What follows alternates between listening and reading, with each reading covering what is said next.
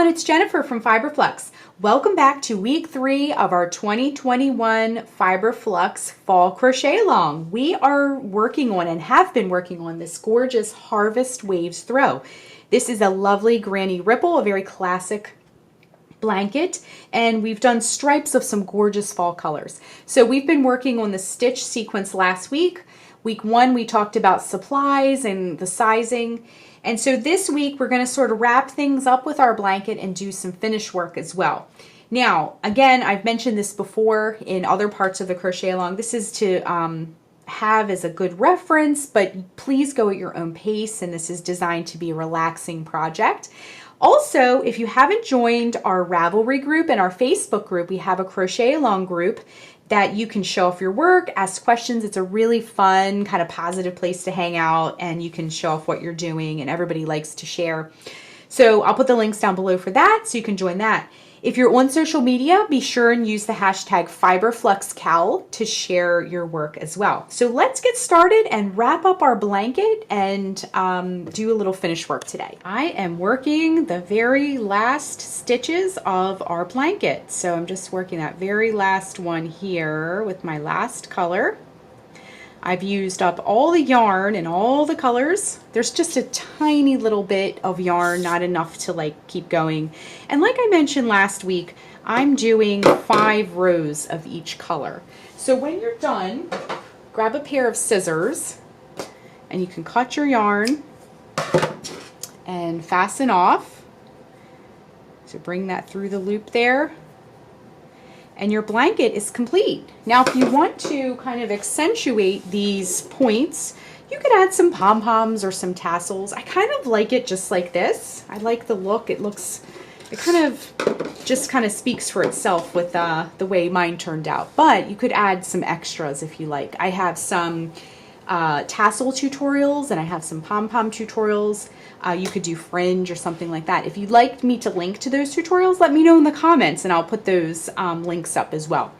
So let's just look at what we have here. Again, I did 5 rows of each color, and at the very beginning of our tutorial I started with this green, and then I worked silver and this lovely, this to me just looks like fall leaves, the thatch, and then this one here, the darker brown color.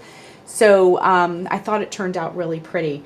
So when you're finished your blanket, oh, and I wanted to mention too, I worked until basically I had no more yarn, but I was after a square shape. Now, I thought that would be perfect to kind of drape over a sofa, but you can really do any length that you want just simply by working more rows. So if you want yours to be nice and like oblong, like rectangular, just work more rows of the pattern. Okay, the last thing we have to do before our blanket is complete is we're going to weave in the ends. Now, we're not going to do all of them. There's lots of ends here because we switched colors pretty frequently. But I am going to weave in some of the ends here with you just to show you if you're not familiar.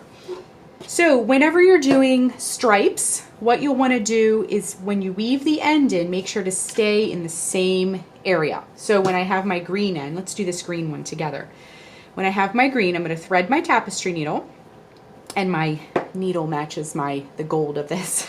I just have to point that out. I love when stuff matches. And we're going to weave the green into the green section only, okay?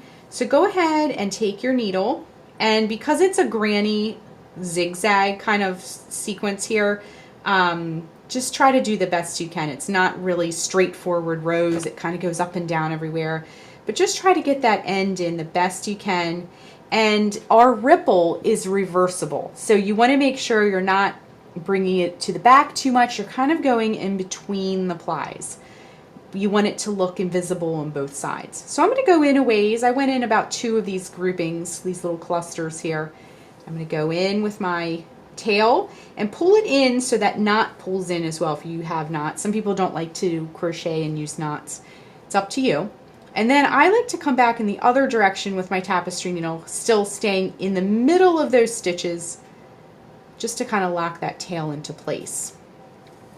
Okay, and then just give it a little tug, straighten things out.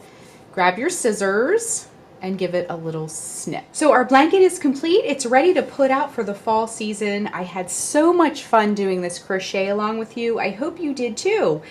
Next week on the blog, we will have a recap and reveal. I'm going to share some more photos of the finished blanket, but I also love to do a post where I have every week of the crochet along with every video, so you can have them in one place. A lot of times people like to go at their own pace, or they like to revisit these cowls and make another one. So I hope you enjoyed this project as much as I did. If you're not part of our Ravelry crochet along group or our Facebook crochet along group, please join those and you can show off your work as you get your piece finished. And I'll put the links down below for both of those groups. Thank you so much. Our next crochet along will be the holiday crochet along. And I am so excited to share that with you. I already have some ideas and I've been putting some things together.